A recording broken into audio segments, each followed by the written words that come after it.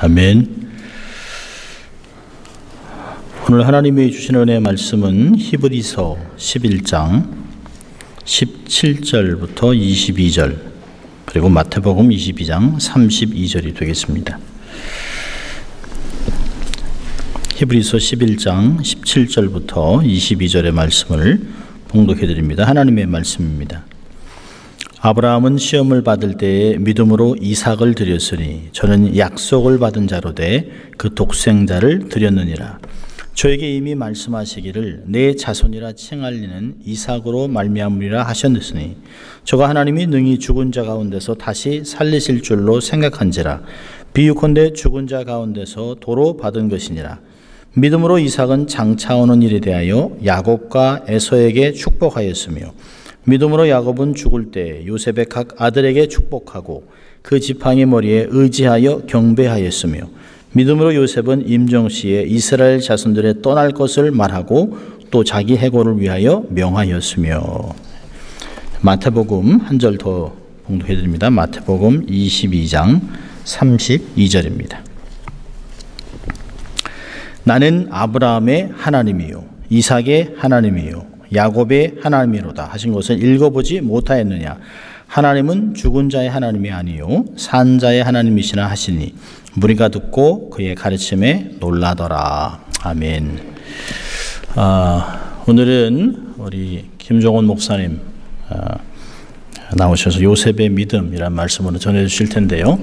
아마 저희 교회 초창기에 계셨던 분들은 다 아시는 분이에요. 저희 교회가 길목 길 건너에 있을 때도 오셨고 또 LACC로 이사 갔을 때도 잠시 오셨다가 그 후에니까 최소한 한 16년, 17년 만에 뵙습니다. 뉴욕에서 오랫동안 YM 사역을 하시고 지금도 YM 사역 하십니다만은 하나님이 부르셔서 헤이티의 큰 지진 후에 그것을 재건을 하고 또 그 지역사회와 나라를 위해서 거기서 사역을 하고 계십니다. 젊은 나이가 아니신데요. 이제 사모님은 70, 또 목사님도 조금 오면 내일 모레면 70이신데 거기서 앞으로 30년의 사역을 계획하고 계세요. 그래서 얼마나 감사한지 모르고요. 오늘도 말씀을 전해주시고 또 이렇게 동영상을 보여주실 때 헤이티라고 하는 나라를 한번 믿음으로 한번 우리가 취하는 품는 그런 시간이 될 수 있으면 좋겠습니다. 나오셔서 귀한 말씀 전해주시겠습니다.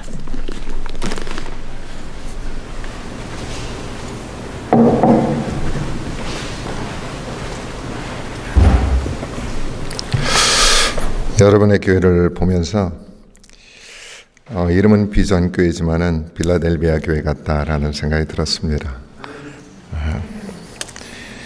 한 교회가 인원과 상관없이 오랜 시간을 견딘다는 것은 쉬운 얘기가 아닙니다. 세상 같으면 인원이 작아지면 떠나고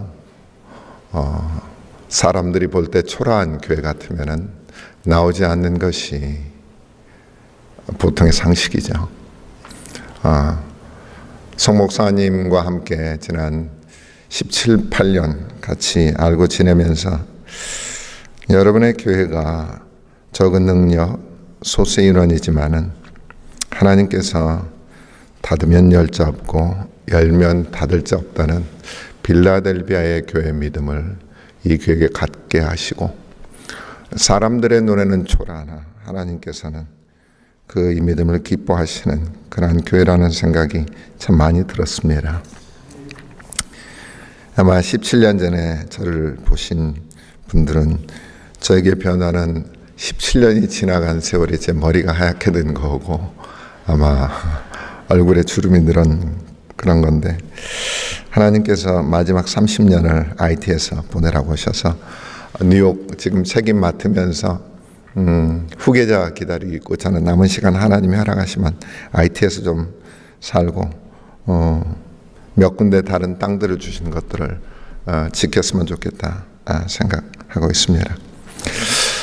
요셉의 믿음, 요셉의 교훈이라는 그 말씀을 여러분과 나누고 싶은데 사실 창세기에 나오는 그 족장들의 삶은 믿음의 시작이자 삶 가운데 어떻게 믿음들을 지키기 위해서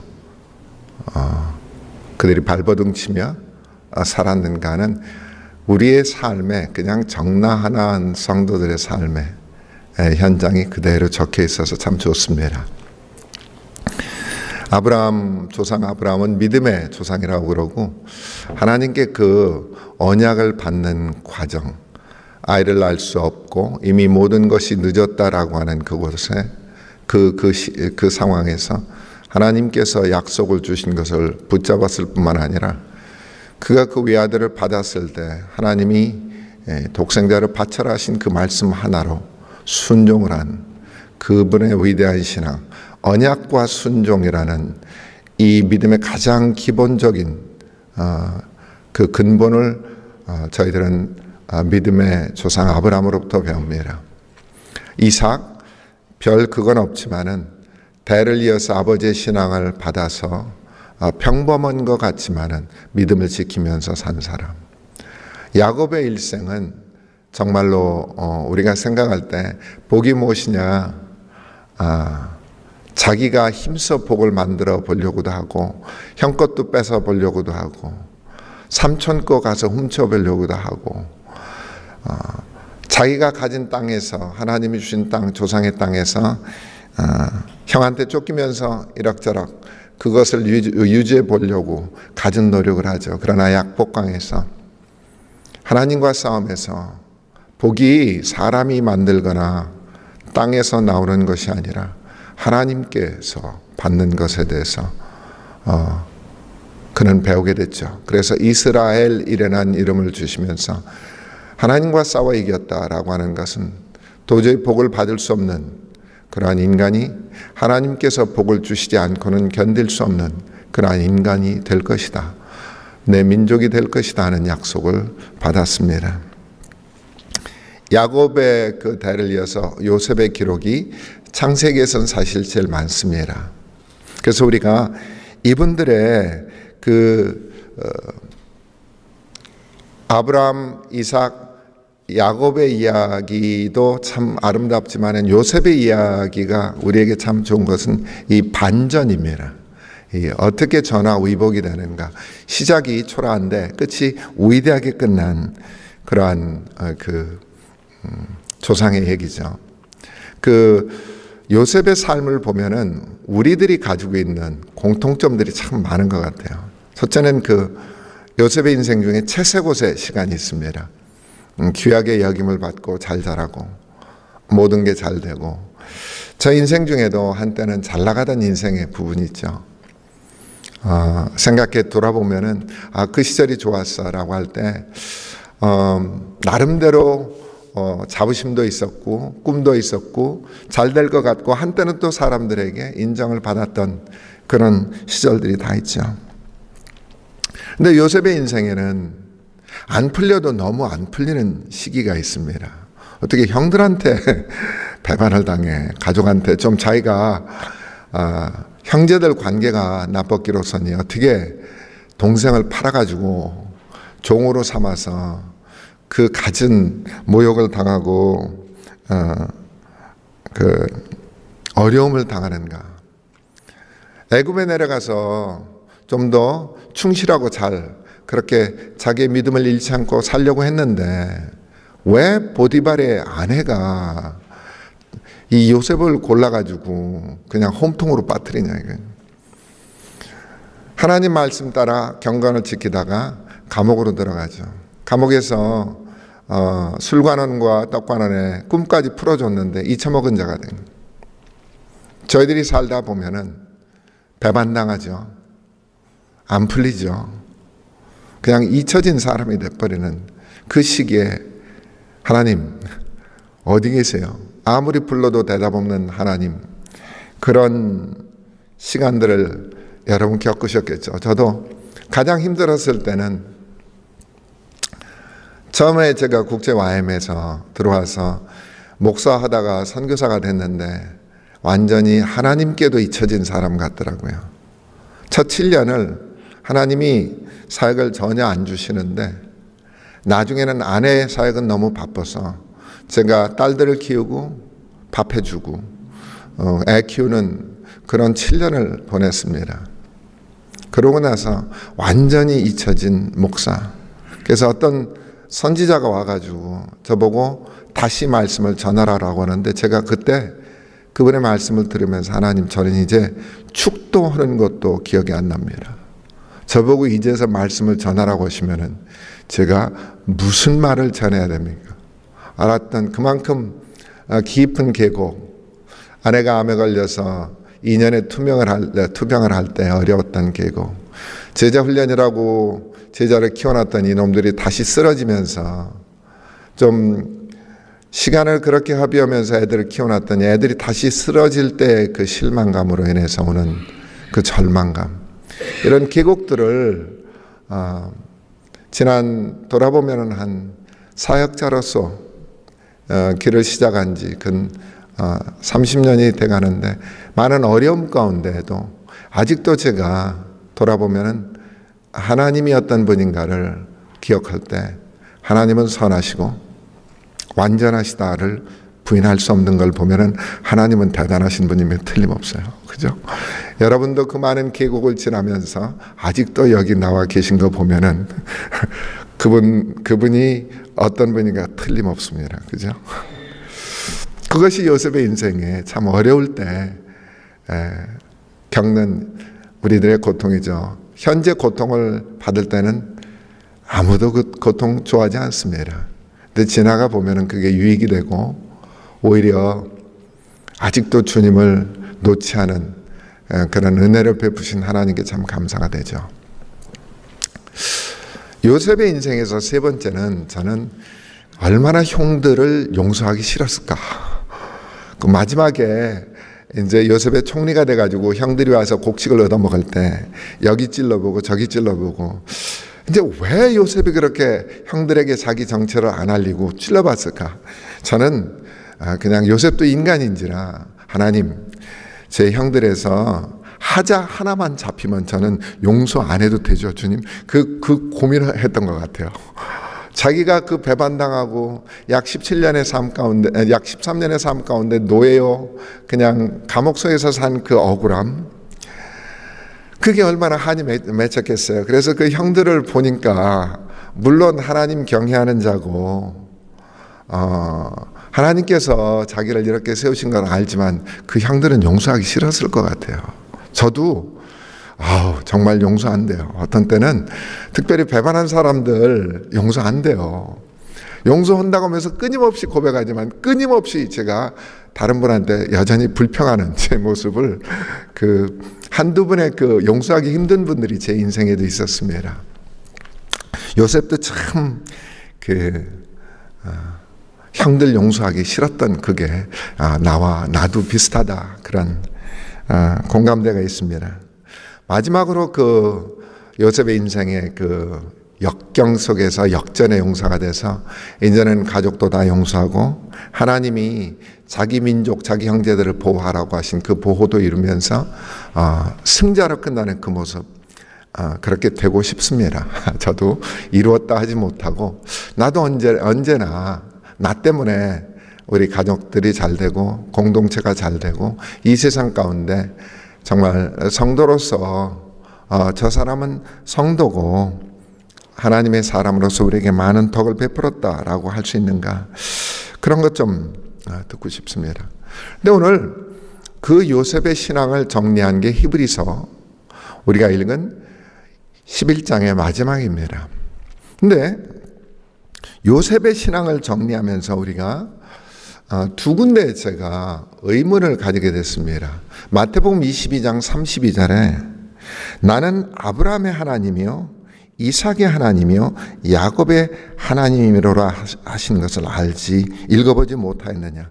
이것은 우리 주님께서 마지막 이제 십자가를 지기 전에 제자들에게 말씀도 전하시고 종교인들과 대면해서 그 종교인들에 대해서 하나님이 어떤 분인가를 얘기할 때 반박하는 그런 예들입니다. 열처녀의 비유도 나오고 종교 지도자들이, 바리새인들이, 사두개인들이 와서 시험할 때 너희가 하나님의 나라를 모르는도다라고 하시면서 이제 하나님께서, 우리 예수님께서 직접 말씀하신데 거기에 특이하게 아브라함의 하나님, 이삭의 하나님, 야곱의 하나님인데 나는 요셉의 하나님이 아니다라고 하십니다.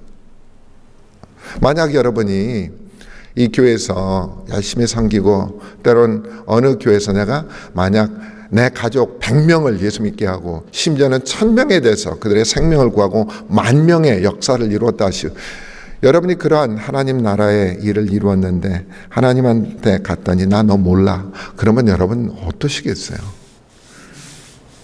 근데 여기다가 주님이 요셉의 역사를 믿음의 조상으로부터 히브리 백성들에게 아브라함, 이삭, 야곱, 요셉 그렇게 자기의 조상들을 소개하고 이스라엘 백성들이 탄생을 했고 모든 기록들이 다 정확히 구약의 기록이 되어 있는데 하나님께서 나는 요셉의 하나님이 아니야. 그러면 여러분 요셉님 시험 드시겠죠. 여러분 시험 드시겠죠. 되게 서운할 거라고요. 근데 우리 신명기에 모세도 여러 번 나는 아브라함의 하나님이요 이삭의 하나님이요 야곱의 하나님 요셉의 하나님이라고 한 적이 없습니다. 구약의 기록에도. 더군다나 하나님께서 우리 주님이 이 땅에 오셔서 나는 요셉의 하나님이 아니야. 그러면 여러분 이거 심각한 문제입니다. 그래서 제가 이 말씀이 저에게 걸림돌이 됐어요. 그렇게 많은 기록을 가진 요셉님 그리고 별로 기록이 없는 이삭님 빼시고 하나님께서 나는 아브라함의 하나님이요 야곱의 하나님이요 요셉의 하나님이라고 하고 싶은데 요셉을 싹 빼시고 이삭을 집어넣으셨단 말이에요.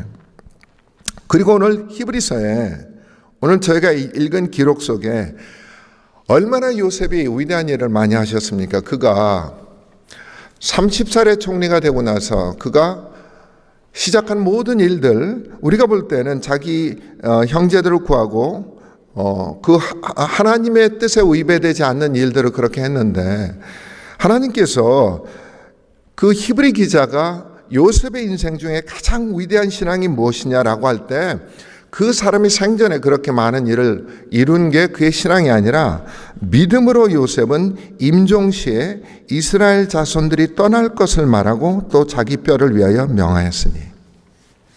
그러니까 요셉의 가장 위대한 신앙, 그 삶을 그 요셉의 위대한 신앙을 가장 피크에 이르렀던 신앙이 언제냐?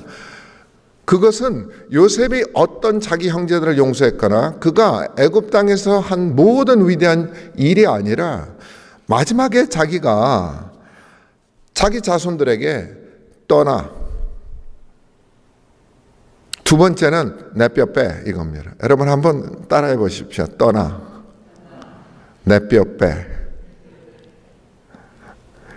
이게 말이나 되는 말씀이냐 이거예요. 만약에 요셉께서 그 땅을 떠나지 않았다면은 그 백성들도 애굽 백성들도 이분을 영웅으로 모실 거라고요. 오늘 같으면은 영웅이 되면 묘지가 커집니다. 큰 묘를 세우고 거기다 각종 장식을 해서 이제 돌로 다 작칭을 해서 오랫동안 남아 있을 수 있도록 해서 이 사람이 우리 민족, 우리 나라를 구한 영웅이야라고 하면서 애굽에서 요셉이 굉장한 영웅으로 취급을 받으면은 그 밑에 있는 히브리 백성들도 덕을 볼 것 아니겠어요? 그럼 우리가 생각할 때는 하나님께서 요셉을 들어서 역사하신 것만큼 애굽 사람들이 그를 존경했으니까 죽었을 때 그 뼈가 묻힌 무덤도 크게 세우고 여러 가지 기념석을 세워서 존경하게 함으로 말미암아 히브리 백성의 애굽에서의 입지를 높일 수 있는 그런 기회를 요셉은 전혀 허락하지 않은 것입니다. 내 뼈뼈를 빼서 여기에다가 무덤 절대 남기지 마 이 뜻입니다. 거기다가 자기 백성들에게 떠나. 우리 같으면은 하나님께서 자기 백성들을 들어서 온 땅에 하나님을 전하는 유명한 백성으로 만들 때 그때 당시에 4대 문명인 애굽을 히브리 백성이 뒤집어서 그 나라를 하나님의 나라로 만들었다면 여러분 얼마나 오늘까지 하나님의 나라가 유명했겠습니까? 나일강을 그때 우리가 고대 문명을 따져보면 가장 발달한 문명이 중국의 황하, 인더스 간지스 문명, 그 다음에 메소포타미아 문명보다 더 가장 발달한 나라가 이 애굽 땅인데, 애굽의 그 문명이 이스라엘 백성들에 의해서 변화가 돼가지고 하나님 나라를 삼았더라. 그러면 여러분, 이 땅 가운데 오늘 미국 같은 나라가 100% 하나님의 증인이 됐다라고 하는 그런 위대한 그런 나라가 됐을 텐데, 하나님은 광고 효과도 잘 모르시나 봐. 그래가지고 제가 주님께 도전을 했습니다. 아니 주님, 이거 좀 너무하시지 않아요? 그 방법론이 주님 좀 나쁘지 않아요. 제가 지금도 아주 굉장히 하나님께 기분이 나쁜 거는, 제가 하나님께 기분이 나쁜 거는 저는 버릇없는 아들이어서 때로는 하나님께 도전을 합니다. 하나님 허실라면 하나님 바로 하셔야 됐죠. 근데 제가 이 질문입니다. 하나님 왜 아랍 사람들한테 석유 주셨어요? 이게 제가 지금 제일 마음이 아픈 겁니다. 석유를 주려면 기왕에 미국이라든가 잘 믿는 이스라엘한테 주시지 왜 아랍한테 석유를 주셔가지고 오늘 모슬렘이 이렇게 전 세계에 퍼질 수 있는 하나님 근거를 만드셨습니까? 제가 아직도 제가 주님 앞에서 계속 묻고 있는 질문입니다. 하나님 그것 좀. 그때 하나님께서 이 애굽의 비유를 들어서 요셉의 신앙을 들어서 저에게 가르치신 말씀이 있습니다.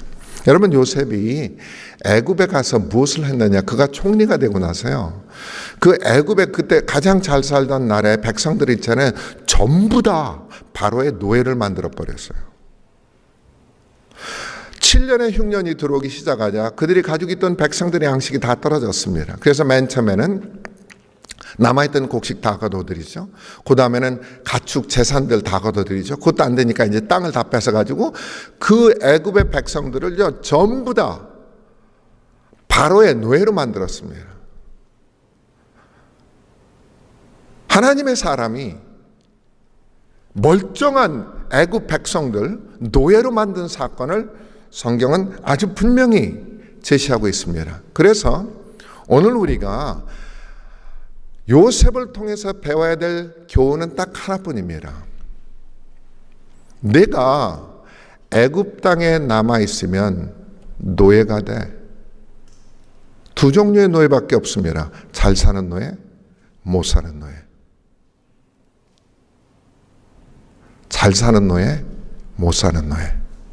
오늘 하나님 나라에 속하지 않은 모든 사람은 잘 사는 노예, 못 사는 노예, 어둠에 두 종류밖에 없습니다.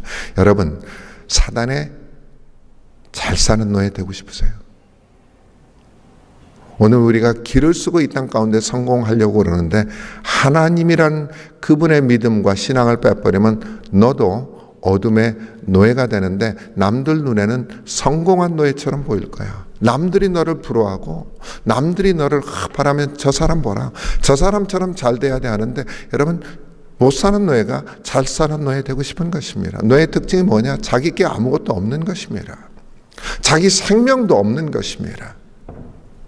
나의 생명, 나의 소유, 심지어는 나의 가족, 모든 것이 내게 아닌 게 여러분 노예입니다.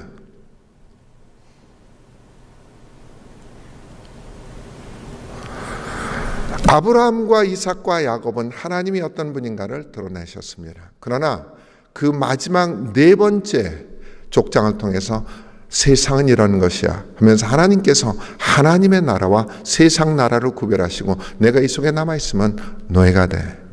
그래서 요셉은 내 뼈조차 여기 남기지 마.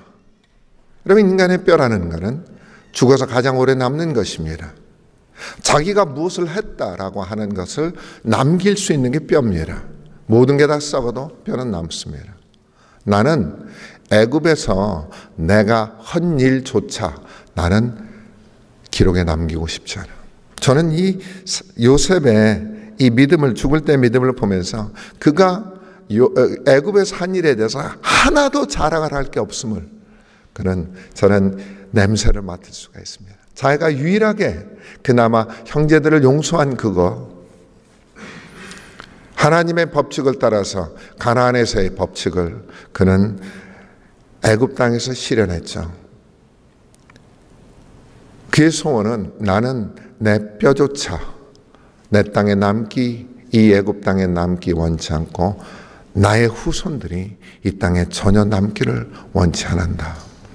여러분, 교회라는 것은 무엇이냐? 믿음을 가진 성도라는 것은 무엇이냐? 이 땅에 남아있기를 원치 않는 자들입니다. 그리고 이 땅에 우리가 소속이 아니기 때문에 우리가 이 땅에 남길 것이 없음을 기억하는 자들입니다. 우리의 모든 소유는요, 하나님 나라의 증인 노릇을 하지 않은 모든 것들은 남지 않습니다. 우리가 재물을 가져서 그 재물이 주님의 나라를 위해서 쓰여졌다면 그 재물은 영원히 남아있거니와, 우리의 가진 것이 아무리 크고 우리의 직위가 아무리 높아도 이 세상을 위해서, 나를 위해서 썼다면 그것은 하나님 나라에서 주님의 상급의 대상이 되지 않는다. 아무것도 남지 않는다. 우리의 적은 노력, 적은 봉사, 정말로 아무것도 아닌 것 같은 그 봉사, 형제를 용서하고 적게 수고한 그거, 사람이 볼 때는, 야, 교회 식구들이 그냥 동네가 지저분해서 동네 좀 치고 다닌 게 그게 무슨 생색거리가 되겠느냐.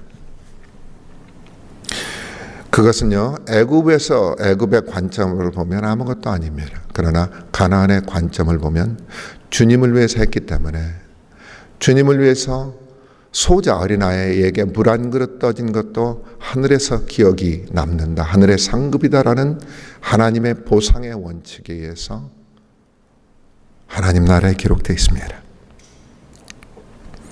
오늘 우리가 많은 대세가, 사람들이 다 세상 성공 하는데, 요셉은 우리에게 하나님의 눈의 관점을 분명히 가르쳐 줬습니다. 너희가 이 땅에 남아있으면 너희밖에 안 돼. 그러니까 나와. 그래서 우리 주님은 애굽을 먹지 아니하고 출애굽을 시킨 것입니다. 애굽에 남아있는 한은 어둠의 권세 속으로 들어갑니다. 하나님께서 인간이 죄를 짓고 나서 공중 권세를 허락하셨습니다. 사단이 주님을 꼬실 때 내가 나한테 절하면 이 모든 것을 내게 주리라 하면서 만국을 보여줬습니다. 그 만국을 다스리는 우리의 왕이 사단한테 이렇게 대답을 했습니다. 물러가라. 하나님 한 분만이 우리가 경배를 할지니라. 주님은 이 세상의 왕이 되시기 위해서 오신 것이 아니라 하나님 나라를 이 땅 가운데 세우시려고 하시고, 그 어둠에 노예된 우리를 구하시려고 했을 때 이 세상의 어떤 것들도 하나님의 나라를 대신할 수 없음을 분명히 말씀하고 가셨습니다. 분명히 그렇게 살으셨습니다. 우리가 영향력을, 우리는 종종 이래, 하나님 제게 큰 영향력을 주시면은 제가 그 영향력을 성도의 하나님 나라를 위해서 쓰겠습니다. 진리는 이것입니다. 돈을 가지신 분이 돈의 노예가 됩니다. 돈이 없으면 돈의 노예가 되지 않습니다.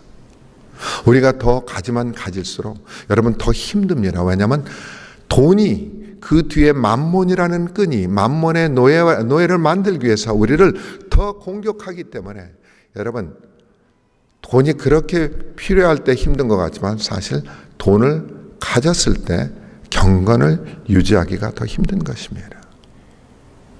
저는 맨 처음에 11조를 시작할 때가 유학생 시절에 가진 돈 전 재산이 27불밖에 없을 때 전액 다 드려봤어. 저는 100% 11조 해봤어. 27불 드리기 쉽더라고요. 근데 나중에 장사하니까 10,000불을 벌으면요 11조 드리기 어렵더라고요. 겨우 10,000불밖에 못 버는데. 저도 장사하면서요, 야, 남의 돈 따먹기 더럽게 어렵더라. 한 13년 이민 생활하면서 장사하면서 배운 게 이 돈에 자유함이 없는 것, 저는 뼈저리게 느꼈습니다. 요셉은 우리에게 그걸 가르쳤습니다. 제가 하나님께 51살에 하나님께 이런 기도를 했습니다. 하나님, 그때 저를 약 7년 단위로 이렇게 움직이시더라고요. 7년. 그래서 14년이 지나면은 65살이 되는데 65살에는 은퇴하고 싶더라고요. 그래가지고 51살에 제가 제 건물 아래층 지하실에서 하나님, 앞으로 14년 남았는데 그럼 은퇴인데 뭐를 할까요? 그랬더니 주님이 첫 번째 말씀이 은퇴 없다 그러시더라고요. 그렇게 서러울 수가 없어요. 여러분, 이렇게 사는 거예요. 저는 선교를 몰랐으니까 제가 뉴욕에 갔죠. 선교 알았더라면 뉴욕 절대 안 갔어요. 거기서 저는 제일 어려웠던 게 선교사 대접 못 받는 게 제일 힘들었어요. 선교사 중에 자비량 선교사라고 월급도 안 받는 그런 선교사를 뉴욕에서 하는데 아무도 선교사를 안 알아줘. 그래서 저는 제 소원이요, 하나님 저 땅끝 가서 좀 죽게 좀 해주세요. 제가 65살에 은퇴할 때는요, 그냥 제가 쉬겠다는 게 아니라 주님 저 땅끝으로 갈게요, 이 뜻이었어요. 그런데 은퇴 없다라고 하는데 그 말이 저한테는 굉장히 서운하더라고요. 그러니까 너 이제는 평생 선교사에 죽으나 사나. 주님께 감동을 좀 드려야 될 것 같아서 주님은 그때 되면은 제가 몸이 약해져서 안 되겠는데요. 그랬더니 주님이 뛰어라 그러시더라고요. 감동이 좀 더 필요하신 것 같아. 그래가지고 주님 제가 머리가 그때 되면 안 돌아갑니다. 그랬더니 성경 암송해라. 그래서 제가요 51살에 혹 때려다가 혹 붙었습니다. 그래가지고 이제 주께서 말씀하시면 행해야죠. 여러분 말씀하면 주님은 한 번 말씀하시면 여러분 끝입니다. 그거 가지고 여러분 타협하려고 절대 물어보시면요, 여러분 발람이 돼요. 그러니까 그냥 말씀하시면 따르세요. 그래가지고 이제 뛰면서 성경을 암송해야 되는데 어느 성경을 암송할까 하다가 죽을 때 로마서가 제 입에서 나오는 게 좀 좋을 것 같아서 이제 로마서를 암송하면서 이제 아래서 뛰기 시작을 했습니다. 한 8장을 암송하면 여러분 40분에서 50분을 뛰어야 돼요. 그러고 나면요 지쳐가지고 더 이상 뛸 힘이 없으니까 쉬다 보면은 암송이 안 되는 거예요. 그래가지고 제가 몇 년을 8장까지 암송했다 조로로, 8장까지 암송했다 조로로. 그러다가 59살이 되던 해 제 팔이 부러져 나갔습니다. 두 팔이 이제 이러다가 사다리 떨어져서 두 팔이 부러졌는데 마침 왼쪽 팔이 부러지더라고요. 그래서 잘 됐다. 뛰지는 못하니까 암송이라도 해야 되겠다 해가지고 핑계김에 이제 로마서 암송을 마쳤습니다. 그래가지고 제가 그해 10월에 딱 마치고 나서 주님, 이제 제가 60이 될 준비를 됐습니다. 그랬더니 주께서요 60서부터 90까지 사역을 준비하라 하시더라고요. 그래서 제가 주님 저요 언제 죽을지도 모르는데 60서부터 90까지 사역을 하라면 전 무리입니다. 근데 아무 대답이 없어요. 그래가지고 이제 60까지서부터 90까지 사역을 준비해야 되는데 나보고 뭘 하고 오시는지. 그래서 제가 한 4, 5년 전부터 IT를 계속 들어가고 있었는데 IT에 들어간 이유는 지진 2010년도에 나오고 2011년서부터 들어가기 시작했는데 힘든 땅이니까 제가 키우던 제자들, 이세권 젊은이들 그냥 현장에 들어가서 훈련하기 위해서, 지도력 훈련하기 위해서 한 1년에 2번씩 들락날락 했습니다. 근데 저는요 온 세상에서 제가 싫어하는 나라 하나를 꼽으라면 IT입니다. 헤이리. 정내미가 떨어져도요 그렇게 떨어지는 나라가 없어요. 그러니까 저는 늘 들어가기만 하면 나올 소망, 저에게 유일한 소망은 그 땅을 떠나서 이제 집에 돌아오는 게 소망이었는데 왜 그렇게 가기 싫었냐면은 미국에서 떠나서 그 땅에 들어갈 때마다 제가 살아 돌아오리라는 보장을 도대체 못하겠는, 살아 돌아올 수 있을 것 같지 않아요. 그래서 제 아내한테도 얘기를 못했습니다. 매번 들어갈 때마다 이게 내가 마지막 미국을 떠나는 것이 될 것이다라는 심정이 계속해서. 그런데 2015년인지 16년인지 그때 그 섬에 라고나브라는 섬에 들어갔는데 13일을 계획했는데 12일 동안 제가 잠을 못 잤습니다. 여러분 그 라고나브에 들어가신 분들은 여름에 들어가시면요, 밖에가 40도만 안에가 50도입니다. 그 벽돌이 데워지면서 온도가 올라가는데 사우나탕은 절로 갈아요. 밖에는 강도와 모기가 있고, 그래서 강도를 당하든가 뇌염에 걸리든가, 안에 들어오면 찜통에 죽든가, 둘 중에 하나를 골라야 되는 거예요. 여러분 어느 거 고르시겠어요? 그래서 밖에 나가서 잠을 몇 번 자려고 하는데, 사람들이 그렇게 기다리던 비가, 제가 밖에서 자려고 하면 그때마다 비가 오는 거예요. 천장에, 그 지붕에 올라가서 잠을 좀 잡으려고 하는데 비가 오니까 남들은 그렇게 좋다는데요, 저희들은 자지도 못하고 안에 들어가서 자자니 지옥이고, 그래가지고 13일 중에 12일을 제가 뜬 눈으로 밤을 새웠습니다. 내일이면은 그래도 집으로 돌아간다 하면서 이제 그 갯벌 마을에서 살린이라는 그 갯벌 마을 동네에서 사역을 하고 있는데, 갑자기 주께서 아들아, 너 이 땅에 아비가 되면 어떻겠니? 그러시는. 그래서 제가 그랬어요. 아니 주님은 왜 제가 꼭 싫다는 것만 그렇게 꼭 잡아가지고 시키세요? 어떻게 쪽집게처럼 제가 싫어하는 걸 아세요? 그래가지고 에이, 제가 잘못 들은 줄 알았어요. 그 말씀이 1년을 따라다니는데, 제가 마지막 어떤 분한테 하나님의 음성을 듣는 분, 폴 호킨스라는 분이 오셔서 2016년에 저한테 하나님의 아버지의 음성을 딱 얘기하시는데 IT 더라고요. 그래서 제가 그 지겨워하는 나라를 제가 들어가기 시작했는데, 가서 그냥 들어가는 게 아니라, 제가 제일 싫어하는 게 건물 짓는 거거든요. 건물을 지으라고 하시는데 싫다고 그러니까 돈부터 보내세요. 아주 어떤 성도가 얄밉게도 건축재정하면서 건축재정을 보냈어요. 교육재정하면서 IT 교육재정을 보내시는 거예요. 제가 IT를 받는데도 다 줘버려서 남한테, 에이씨 이거 받아가지고 집만 내가지고 이제 다 줬는데 건축재정이 들어오는데 어떡할 거예요, 여러분. 그래가지고 2017년부터 할 수 없이 제가 지부를 짓기 시작했습니다. 여러분, 제가 여러분에게 그 재정이, 그 땅이 부두 사제들, 그 좀비라고 하는 시체들이 걸어다니는 땅을 부두 사제가 저희한테 팔았어요. 그래서 그 땅이 어떤 땅인지 저희가 건축하는 현장을 좀 소개하겠습니다.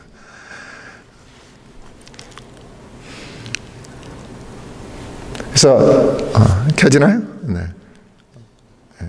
그래서 이 땅을 하나님께서, 어떤 분이 돈을 도네이션 해가지고 땅을 사라고 해서 땅도 사게 됐고, 건축하라고 그래서 할 수 없이 건축하게 됐어요. 그런데 그 땅이 정말로 딱 가시면은 두 가지를 조심하셔야 됩니다. IT 분들은 똥을 아무데나 싸기 때문에 온 땅이 똥덩어리가, 쓰레기 덩어리가 가득한 땅이었고, 두 번째는 가시가 얼마나 큰 가시인지, 이만한 가시가 워커를 뚫는 가시입니다. 네.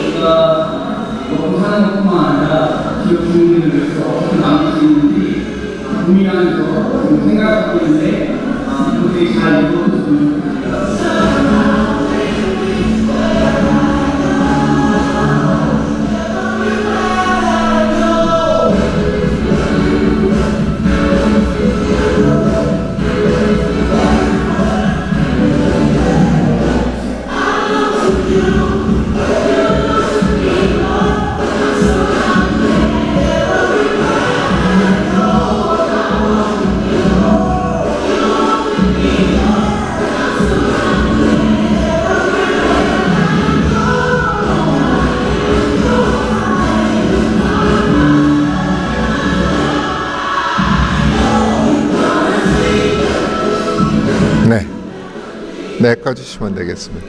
좀 이따가 그 다음 화면을 좀. 이 나라에 들어가시면 아마 여러분 같이 들어가신 분들은 수도권에서 사역이 잘 일어나고 선교사님들이 사시는 땅에 들어갔기 때문에 IT의 정체를 잘 이제 보시지 못했겠지만 거기 들어가면 6개가 없습니다. 물, 전기, 가스, 정부, 치안, 상가가 없습니다. 그래서 저희들이 여기 들어간 땅은 특별히 빈민가, 그 정부 사람들이 아주 싫어하는 빈민가 그 산골 속으로 들어가 있기 때문에 6가지가 그 없는 땅에 저희들이 세우면서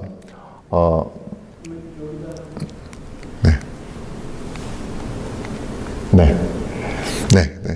그래서 근데 이분들이 어느 정도냐면 제가 건축을 하기 위해서 도르래를 가지고 갔어요. 이렇게 물을 이렇게 땡기면 밑에서 바켓스가 올라가는 도르래를 가지고 갔는데 생전 도르래를 본 적이 없는 분들이에요. 뭐 기계는 고사하고 도르래조차 못 본 분들이에요. 그러니까 이분들이 이게 너무 신기하니까 다 끌어당기다가 도르래가 하루 만에 망가졌어요. 그래가지고 건축을 할 수가 없어졌어요.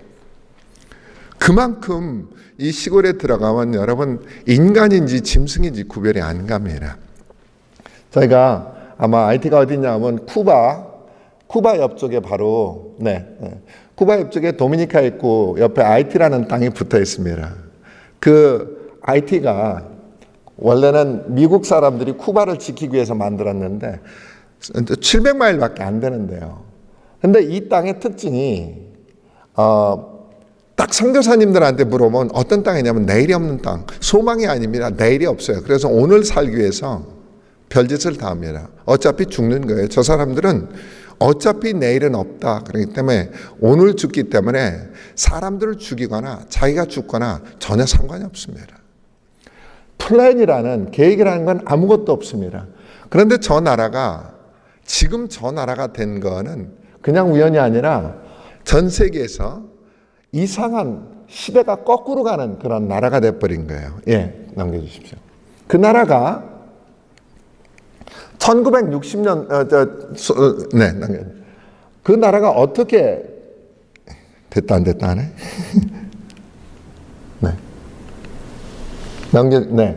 IT가 뜻이 산이 많은 그런 뜻입니다. 1492년에 콜럼버스에서 발견이 됐습니다. 그래가지고 그 땅이 원래 스페인의 북남미의 노예를 보내는 그런 섬이었었는데 프랑스가 야금야금 그 땅을 점령해서 1659년에는 프랑스 땅으로 바뀌었는데 당시에 저 원주민이 300만 명이었는데 프랑스가 들어올 때는 5만 명밖에 안 남게 그 스페인인들이 다 죽였습니다. 학살하고 병으로 죽고. 그러고 난 다음에 프랑스가 들어와서 나머지 있는 5만 명을 다 죽여버렸습니다. 한 명도 안 남기고. 그래서 그 땅에는 원주민이 아무도 없습니다. 도미니카 사람들이 원주민입니다. 그걸로 다 도망가고. 그래서 이 나라가 1803년까지 이제는 노예 국가가 돼가지고 프랑스 노예가 돼서 살았는데 독립운동이 프랑스 혁명 때 일어났습니다. 그래서 전 세계에서 1804년에 흑인으로서 자주 독립을 한 첫 번째 국가입니다. 아주 위대한 그런 자부심 있는 국가입니다. 왜냐하면 그때 당시에 싸운 나라가 영국과 프랑스였습니다. 그러니까 오늘날로 말하면 미국하고 한국이 싸워서 이겼더라. 이 정도로 싸운 나라이기 때문에 그분들의 자존심이라는 건 여러분 대단합니다. 그리고 도미니카 가서 사실은 도미니카를 먹으려고 했던 사람들이에요. 그러고 나서 나라가 괜찮았는데 1915년에 미국이 점령하면서 나라가 급속도로 미국이 식민지화하면서 미국 철수할 때까지 나라가 망해가는 시작이 들어갔습니다. 그리고 미국이 독재자를 세우면서 1970년도, 80년도 중반까지 나라가 완전히 망하는 나라가 됐습니다.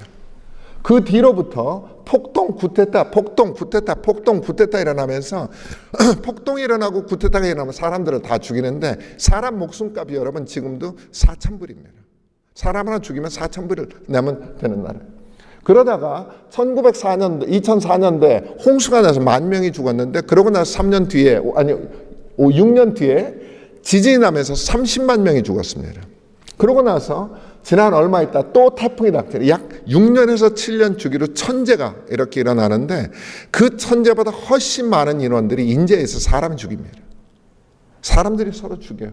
지금도 지난 2주도 폭동이 나가지고 저희 선교사들 아무도 움직일 수가 없는데, 그러면 이 나라가 첫 번째 흑인 독립국가고 노예제도를 전 세계에서 처음으로 폐지한 나라입니다. 자원이 풍부하고 산수가 수려해서 중미의 낙원이라고 불리던 나라가, 그런 나라가 어떻게 해서 오늘 서반부에서 최대 빈국이 됐고, 부패가, 여러분 부패 지수가 95입니다. 그건 지금 남미의 어떤 나라보다도 부패가 심한 게 여기 IT입니다. 천재지변이 계속 나고요. 무법, 무질서, 무도덕, 가정도 없고 여러분 아무것도 없습니다. 거기다가 문제는 99%가 복음화된 나라입니다. 교회가 사방에 깔려 있어요. 여러분이 거기 가다 보시면요, 자동차에 Jesus is the Lord, 예수는 주시라, 뭐 별의별 얘기 다 있는 것, 여러분 그게 부적입니다. 부적. 자기네들 차, 집, 가게 이름도요, 저는 저희 옆에 있는 가장 작은 구멍가게 이름이 쉐키나입니다. 주님의 영광. 제가 그래서 아니 어떻게 그렇게 성경에 좋은 단어는 다 거기서 쓸 수 있는지, 기가 막힌 단어들이 여러분 많습니다. 마라나타. 마라나타가 여러분 그냥 일반 술집의 이름이 마라나타예요. 참 어떻게 해서 이런 나라가 됐나.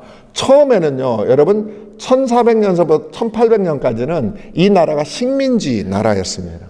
그런데 그 다음에요 이 식민지 나라가 우상 숭배를 200년 동안 하게 됐는데, 프랑스가 자기가 이 나라를 먹을 때 모든 원주민을 다 죽여버리고 아프리카 베닌에서 베닌 족속을 데려올 때 무엇과 함께 가져왔냐면 그 베닌 사람들이 부두교를 가져왔습니다.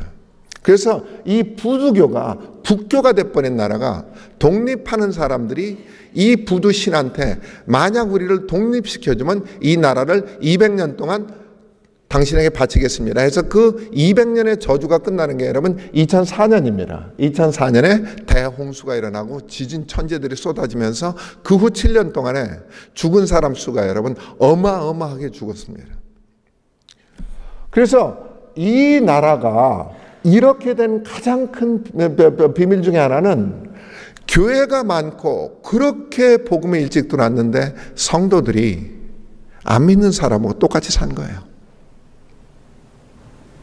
여기는 여러분 강도, 사기, 도둑, 구걸이 여러분 문화입니다. 그걸 하는 건 정상입니다.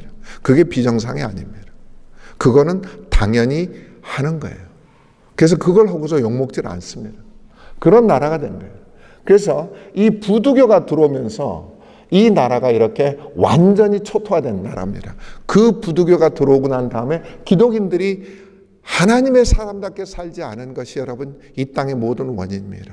오늘 우리가 성도가 하나님 뜻대로 살지 않으면 우리도 저런 나라처럼 됩니다, 여러분. 네. 포르토프랑스 200년이나 독립한 나라가요. 여러분 이게 전부 다 해골들 완전히 쓰레기 산, 아마 보셔서 잘 알 거예요. 완전히 교회 지도자가 가장 위험한 지도자 중에 하나입니다. 그런 땅이죠. 저희가 그래서 이 땅에 지금까지 일반적인 방법으로는 전혀 하나님 나라를 실현할 수 없다 해서 5가지 아젠다를 가지고 빈민 재난민들이 사는 수도 외곽 가까이 지역에 젊은이들을 제자하고 주민들의 삶을 돕고 계명하며 복음화하는 미션센터를 건축한다. 저희들이 이 5가지 아젠다를 놓고 저희들이 이 IT에 그 지역에 저희들이 하게 됐습니다. 네. 하나. 포르토프랑스가 저기 있고, 네. 지진 난민촌이 이쪽에 있고, 아까이가 그 위에 있습니다. 약 한 40km. 네. 잠깐만요. 네. 죄송합니다. 안 꽂으셨어요? 그걸. 그래가지고 그렇게 됐구나. 네. 네. 그런데 이게 한 30마일 되는데 이 포르토프랑스에서 가는데 1시간 반 걸려요. 길이 얼마나 나쁜지. 저희가 제자 훈련하고 생활 개선하고 사회 계몽하고 지역 개발시켜서 이 지역 안에, 전체 지역 안에 하나님의 나라를 좀 세우는, 저희 땅을 샀습니다. 이게 시체들이 좀비들이 걸어 다니던 땅이라고 그래요. 그래서 저희가 이 제자동을 지금 짓고 파빌리온 짓고 전체 마스터 플랜이 오른쪽 동물 농장 지어서 저희가 자연가스를 생산해서 전체 터바인을 일반 자연가스 터바인 돌리는 거고 식수들 식목 그다음에 타겟 작물들을 심어서 이걸 그분들한테 해서 먹고 살 수 있는 길들을 만들어 줘야 됩니다. 그리고 제자동이라든가 전민들 제자화시키고 사역동이라든가 이런 나머지들은 그분들을 데리고 사는데 가정이 없습니다. 여자들은 보통 자매들이 어떻게 사느냐면은 집안에 먹을 게 없기 때문에 12살 되면 이제 길거리로 내보냅니다. 키우던 사람이. 그래가지고 네가 알아서 먹어. 그러면 여자들은 지금 무직이 한 70%가 되기 때문에 그런 아이들이 일을 할 땅이 없으니까 누구를 잡아야 되냐면 남자를 잡아야 됩니다. 그럼 남자를 같이 살면서 애를 낳으면 남자가 버립니다. 남편이란 가정이라는 개념이 없습니다. 한 여자와 한 남자라는 그 가정의 개념이 전혀 없습니다. 그러니까 버림받으면 난 애를 자기를 키우던 사람한테 맡겨놓고 다 가서 다른 남자를 만납니다. 그래서 계속해서 애를 낳으면 버림받고 해서 한 30쯤 되면 여러분 한 50살쯤 돼 보입니다. 그러면 이제 완전히 버림받으면 마지막 난 몇 애들을 데리고 이렇게 이제 혼자 구걸하면서 사는 사람들이 많습니다. 저희가 그러한 버려진 자매들과 버려진 아이들을 이렇게 저희가 데리고 살려고 하는데 이들은 전부 다 여러분 강도고 사기꾼이고 거짓입니다. 그래서 그러나 그 나라가 유일하게 자기 아이들 교육시키고 싶어 하는 게 소망이에요. 왜냐하면 교육을 받으면 그래도 먹고 살 수 있다 해서 모계 사회인데 그 엄마들이 자식을 교육시키기 위해서 별짓을 다 합니다. 그래서 저희가 아이들 초등학교 미만 애들을 4살짜리, 3살짜리, 4살짜리 애들을 볼모로 잡습니다. 왜냐하면 얘네들을 잡고 있으면 엄마가 꼼짝 못합니다. 그래서 이 볼모라는 게 거룩한 볼모입니다. 얘네들을 먹이고 얘네들을 교육시키면서 엄마가 말을 듣도록 만듭니다. 그렇지 않으면 강도짓하고 여러분 살인만 자매들은 그래도 살인도 마음대로 해요. 그래서 저희 이 로뎀센터, 저희가 로뎀센터가 기본이 여러분 10계명입니다. 이 땅에 딱 들어온 한은 당신은 위 4계명, 밑에 6계명 중에 거짓말 못한다, 훔치지 못한다, 이런 것들을 지키지 않으면 당신은 나가. 이러고 일한 만큼 살아야 되기 때문에 저희들이 아예 맨 처음부터 귀가 막히게 이런 말을 했습니다. 빠뜨라바이 빠만제. 빠뜨라바이는 일을 안 하면 못 먹어. 일하면 먹어. 일을 안 하면 못 먹어. 너무나 남의 걸 훔치고 그러기 때문에 저희가 이것들을 하면서 이 작물들을 생산해서 그 자매들을 살릴 수 있는 어떤 먹고 살 수 있는 길들을 저희들이 제공을 해야 됩니다. 이게 원래 이 땅이었습니다. 그래서 온통 자라는 건 여러분 저기에 존재하는 식물들은 전부 다 가시입니다. 아카시아 나무가요.